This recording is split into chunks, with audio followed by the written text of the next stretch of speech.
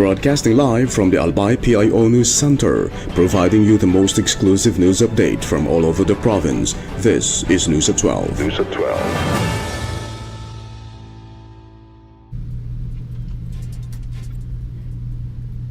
For the local scene, Albay provides food aid to Mayon-affected families. The provincial government of Albay has distributed fresh food supplies to families affected by Mayon volcano's activity who were relocated to the Magapo Hiraya Manawari resettlement site in Tabaco City. The assistance was distributed by the Albay Provincial Agriculture Office in coordination with the local government unit of Tabaco. Each beneficiary received a tray of eggs and assorted fresh vegetables to help meet their nutritional needs as they adjust to their new community. Provincial and city officials joined the turnover and expressed their continued support for the relocated families. Officials said the assistance aims to provide immediate food support while families work towards building their livelihoods in the resettlement community. The provincial government of Albay reaffirmed its commitment to providing continued relief and long-term assistance to communities affected and displaced by Mayon volcano's activity. Moreover, Albay welcomes 70 foreign guests, showcases heritage. More than 70 foreign visitors from 32 countries experience Albay's tourism, heritage, culture, and local hospitality during a visit led by the provincial government. The visitors came to the province for the wedding celebration of an Albayano who chose to hold the occasion in his hometown and introduce his foreign friends to Albay. The Provincial Tourism, Culture and Arts Office supported the visit by helping showcase the province's cultural and tourism attractions. The guests were welcomed during a dinner at Casa Simeon, a heritage property that provided them with an introduction to Philippine heritage and Albay's cultural identity. Provincial officials said the visit demonstrates the potential of meaningful cultural experiences to attract international visitors and promote Albay as a destination for tourism and heritage.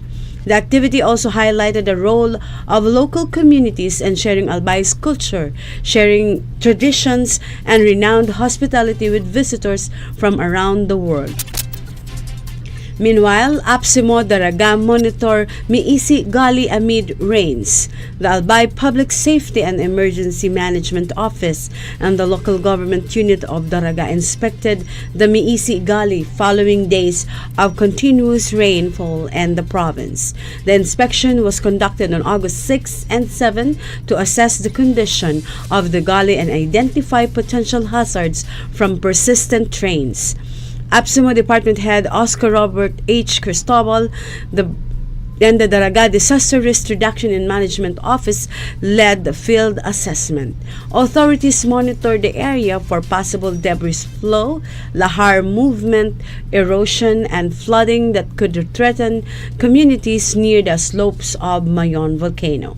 The activity forms part of the provincial government of Albay's continuing hazard monitoring efforts in response to rainfall advisories from the Philippine Atmospheric, Geophysical, and Astronomical Services Administration. APSIMO urged residents in areas near rivers, gullies, and other hazard-prone locations to remain vigilant, monitor official weather advisories, and follow evacuation orders when necessary. In the international scene, CIDG says 6.46 million pesos counterfeit and condiments in Cebu. Southern Leyte, the Criminal Investigation and Detection Group, says a combined 6.46 million peso worth of counterfeit seasoning and unregistered condiments and separate operations in Cebu and Southern Leyte, resulting in the arrest of a Chinese national and two other individuals. In a related news yesterday over the weekend, CIDG Chief Major General Robert Morico said a 42-year-old Chinese national was arrested at a warehouse in Cebu City on August 6 for trading 4.22 million pesos worth of counterfeit seasoning products. The suspect faces charges under the Intellectual Property Code. In Southern Leyte, the CIDG and the Food and Drug Administration arrested 2 individuals on August 3 for distributing 2.24 million worth of unregistered cooking oil and soy sauce without the required legal authorization. Philippine National Police Chief General Jose Melencio Nartates said regulatory requirements are in place to protect consumers and that those who bypass these safeguards will be held accountable under the law. Meanwhile, 2 separate anti-drug operations in Cabanatuan City on August 8 and 9 resulted in the arrest of 4 high-value individuals and the seizure of 1.9 million peso worth of suspected shabu, marijuana, and cannabis vapes.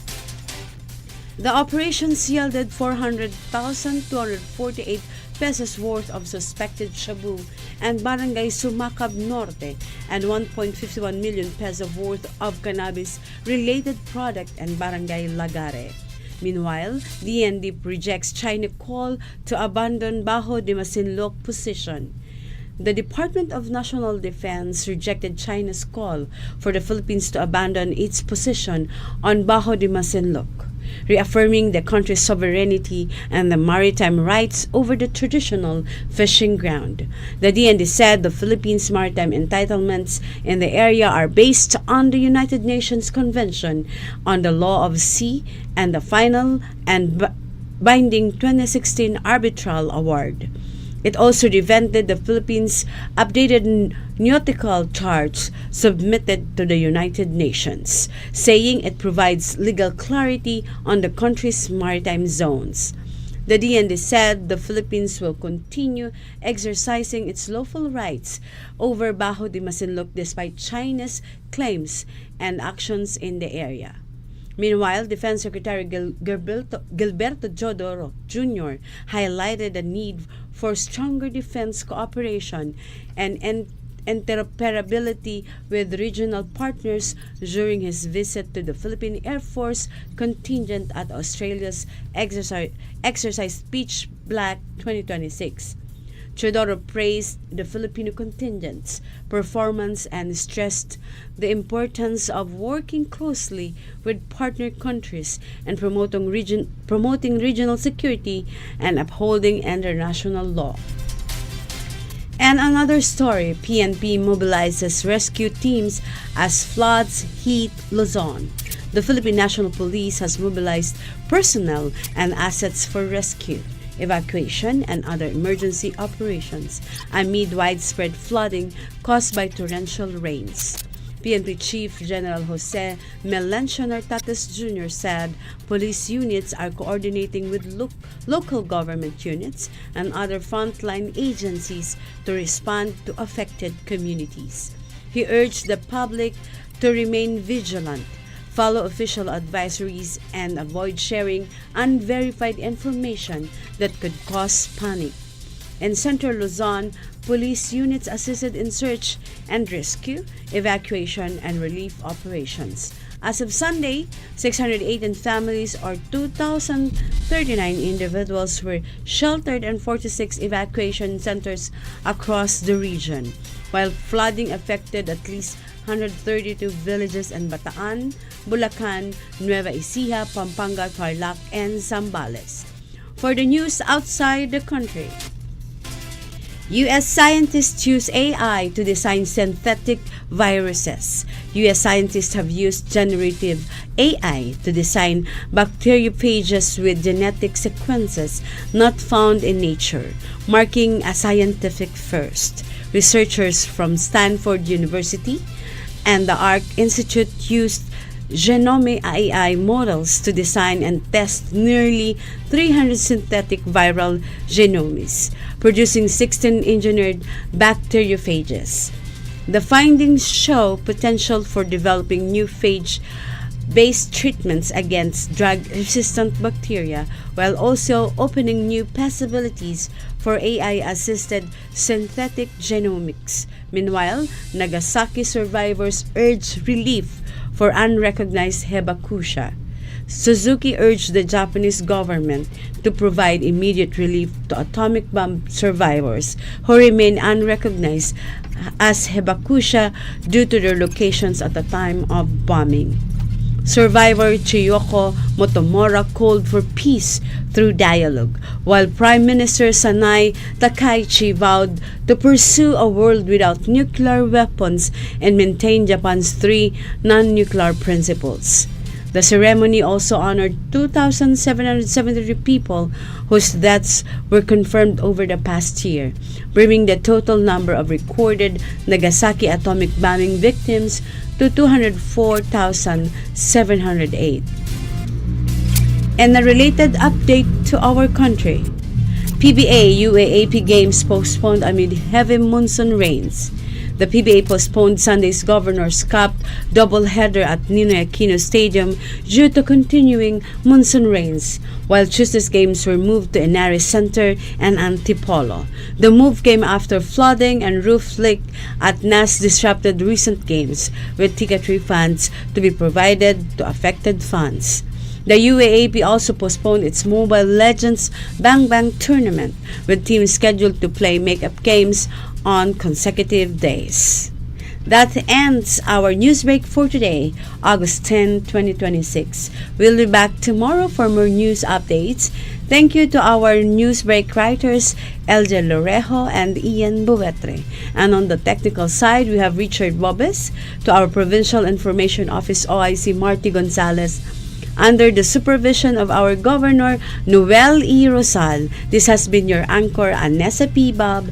Thank you for subscribing. Albay in my heart.